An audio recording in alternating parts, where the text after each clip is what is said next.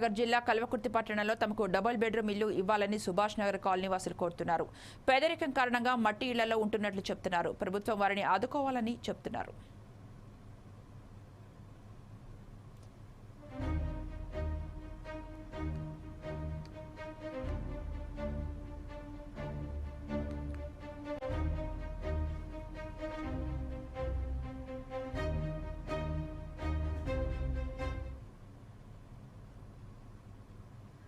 నిన్న మొన్న వర్షాలు బాగా వచ్చినుండే, వెనక గోడ మొత్తం కూలిపోయినుండే.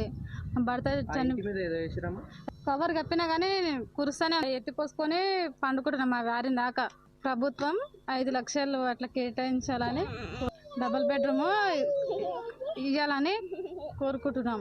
మాది ప్రాబ్లం, మాకు తిననీక తిండి లేదు, కట్టనీక బట్ట లేదు, చేసుకోనికే రెక్కలు లేవు.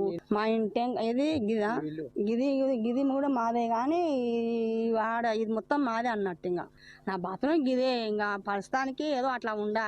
మాకు చెయ్యి గుర్తున్న వల్లన మాకు ఈ 6 లక్షలు వచ్చేటట్టు మాకు చేయండి సార్. కష్టం చేసుకొని బతకనిక మాకు ఏల లేదు, మాకు గవర్నమెంట్ జాబులు లేవు, కూలినాలు చేసుకుంటేనే బతుకు, లేకపోతే లేదు.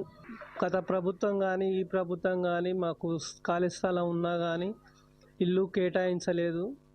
ఇప్పుడున్న ప్రభుత్వం అయినా గత ప్రభుత్వం 10 సంవత్సరాలు ఉన్న ఆ ప్రభుత్వం వల్ల కానీ ఈ ప్రభుత్వం వల్ల కానీ ఏ ఉపాధి పథకం కానీ ఏ గవర్నమెంట్ కామారెడ్డి జిల్లాలోని